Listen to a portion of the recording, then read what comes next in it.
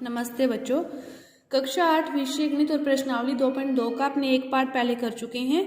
उसी की तरह आगे जो दूसरा पार्ट है वो शुरू करते हैं। दूसरा पार्ट अपने शुरू करना था 9वें क्वेश्चन से।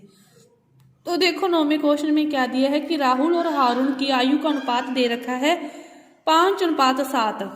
जो मैंने ये अनुपात वाला क्वेश्चन करवाया था उसमें आपको बताया था कि ये अनुपात है, इसका अर्थ है कि ये तो 5 का गुणज है और ये क्या है 7 का गुणज है। तो इनकी आयु 5x और 7x है। फिर वो क्या कह रहा है कि 4 वर्ष बाद, 4 ये तो वर्तमान है, 4 साल बाद आप भी तो 4-4 साल बड़े होंगे, तो इनमें भी क्या होगी 4-4 साल फिर बड़े हो जाएंगे। ये तो आज की थी, आगे वाले 4 साल बाद इनकी आयु ये हो जाएगी।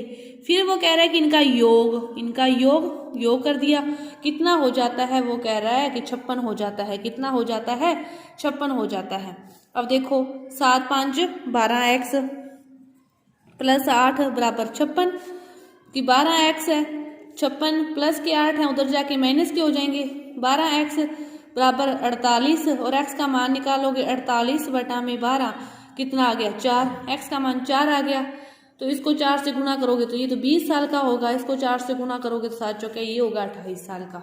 ये तो 20 साल का होगा, ये 28 साल का होगा। बस आपको समीकरण बनानी आनी चाहिए, बुक की भाषा के साथ चलोगे तो आपको क्वेश्चन हल करने में कोई भी आसान तकलीफ नहीं होगी। अब देखो 10वां क्वेश्चन क्या दे रखा है कि लड़कों और लड़कियों का अनुपात दे रखा है 7:5। अब इसने तो अनुपात दे दिया आपको 7:5। आगे देखो क्या कह रहा है कि जो बालकों की संख्या है ना वो बालिकाओं की संख्या से 8 अधिक है।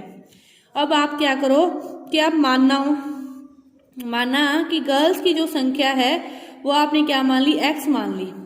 अब वो क्या कह रहा है कि जो बॉयज की संख्या है वो इनसे कितनी अधिक है x + 8। इनसे कितनी अधिक है 8 अधिक है। अब ये अनुपात किनका है लड़कों अनुपात लड़कियों का। अपने भी क्या करें अनुपात निकाल लें तो लड़कों का ऊपर आ जाएगा, लड़कियों का नीचे आ जाएगा। और अपने को अनुपात इसने क्या दिया है 7:5 दिया है, उसके बराबर रख दो। अब क्या कर दो तिरछा गुणा कर दो, इसको इससे 5 को इससे गुणा करोगे तो x + 8 और ये क्या हो जाएगा 7x।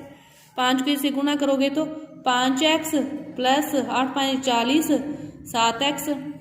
40 इधर पड़ा है, 7x है, प्लस के 5x किस में आई माइनस में आई, तो 7 में से 5 गए 2। x का मान निकालना है तो 40 को 2 से भाग दे दिया तो x का मान कितना आ गया 20। x का मान 20 आ गया तो लड़कों की संख्या तो लड़कियों की तो 20 होगी, लड़कों की 20 + 28 होगी। और उसने अपने से टोटल पूछी है 20 और 28 का टोटल कितना हो गया 48। मतलब टोटल बच्चों की संख्या कितनी होगी 48 होगी। टोटल बच्चों की संख्या 48 होगी। अब देखो 11वां क्वेश्चन आपको क्या दे रखा है कि एक बाईचुंग है, एक लड़का है और उसके क्या हैं पिताजी हैं और उसके क्या हैं दादाजी हैं। उसके दादाजी हैं, जो उसके जो दादाजी हैं वो पिताजी से ये तो 26 साल बड़े हैं और ये क्या है 29 साल बड़े हैं। उसके पिताजी 29 साल बड़े हैं और उसके दादाजी उसके पिताजी से भी 26 साल बड़े हैं। अब माना मतलब उस बच्चे की जो आयु है, बच्चे की आयु अपने x मान लें तो फिर पिताजी की कितनी हो जाएगी, बच्चे की x मान लें तो पिताजी की क्या हो जाएगी x + 29, पिताजी की आयु x + 29। और फिर पिताजी से उसके दादाजी की आयु अपने देखें, पिताजी की तो ये x + 29, तो इसमें 26 और जोड़ देंगे तो ये किसकी हो जाएगी दादाजी की हो जाएगी। और इन तीनों का योग कितना है 135। इन तीनों का योग कितना है 135 कि x + 29 प्लस x + 29 प्लस 26 और ये तीनों का योग किसके बराबर है 135 के। 1x 2x 3x 1x 2x 3x plus 29 और 29 कितने हो गए 58 प्लस 26 बराबर 135। 3x इन दोनों को जोड़ोगे तो 6 4 14 5 2 7 और 1 8। फिर 84 दूसरी साइड चले जाएंगे माइनस में, 84 इसमें से घटाओगे तो 1 5 51 आ गया। 3x x का मान निकालोगे तो 51/3 कितना आ गया 17। x का मान कितना आ गया 17 आ गया। अब देखो बच्चे की आयु कितनी है 17 वर्ष है। 17 वर्ष। तो उसके पिताजी की आयु उससे कितने साल बड़े हैं? 29 साल। 17 + 29। फिर उसके दादाजी की जो आयु है वो पिताजी से भी कितने साल बड़े हैं? 26 साल। 17 + 29 + 26, इनका योग उसके दादाजी की, इनका योग उसके पिताजी की, और ये आयु किसकी है? बच्चे की। तो इस प्रकार इन क्वेश्चनों को आप क्या करोगे? हल करोगे। इसके बाद देखो 12वां क्वेश्चन क्या दे रखा है कि 15 वर्ष बाद रवि की जो आयु है वो उसकी वर्तमान आयु की 4 गुनी हो जाएगी। 15 वर्ष बाद मानना उसकी जो वर्तमान आयु है वो कितनी है? x है। x है। 15 साल बाद, 15 साल बाद उस वो कितने, यदि आज वो 20 का है तो 15 साल बाद उसकी 20 + 15 होगी। और इधर से वो क्या कह रहा है, उसकी आयु है ना वो वर्तमान आयु की कितनी गुनी हो जाएगी? 4 गुनी। वर्तमान में अपने x मानी तो उसकी 4 गुनी 4x होगी। लेकिन अपने इस हिसाब से देखें तो x में 15 जुड़ेंगे, x + 15 होगी। तो फिर ये भी उसकी 15 साल बाद आयु है और ये भी उसकी 15 साल बाद आयु है, तो दोनों फिर क्या होगी? बराबर होगी। तो x + 15 = 4x। 15 का मान निकालना है। 4x प्लस के x उस साइड किस में चले जाएंगे? माइनस में। 3x = 15। x का मान निकालना है तो 15/3, 3 गुना में थे भाग में आ गए, तो x का मान कितना आ गया? 5 वर्ष। तो उसकी जो वर्तमान आयु है वो कितनी है? 5 साल है। वर्तमान आयु उसकी 5 साल है। तो 15 साल बाद देखें तो 15 + 5 कितनी हो जाएगी? 20। और इसका 4 गुना करें, 5 चौका भी कितनी होगी? 20। दोनों क्या है? बराबर है। इसमें 15 जोड़ें चाहे इसका 4 गुना करें, दोनों क्या है? बराबर है। यही उसकी क्या है? 15 साल बाद आयु है। इसके बाद देखो 13वां क्वेश्चन।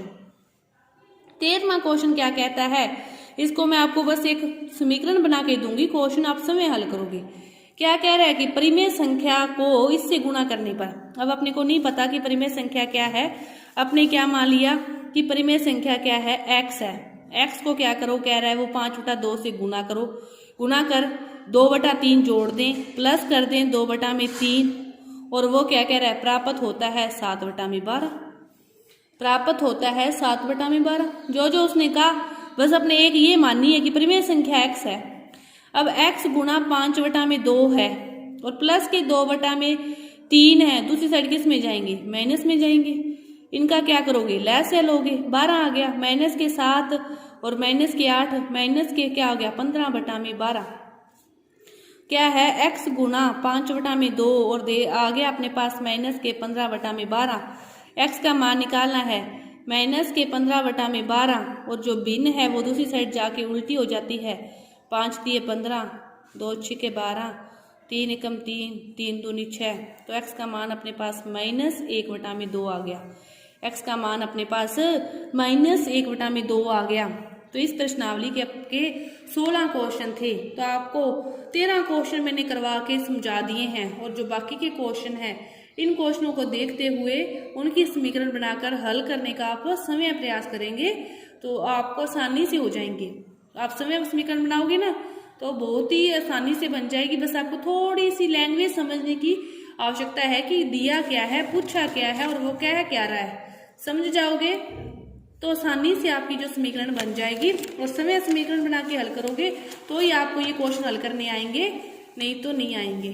तो आपकी ये जो प्रश्नावली है 2.2 पूरी हुई। धन्यवाद।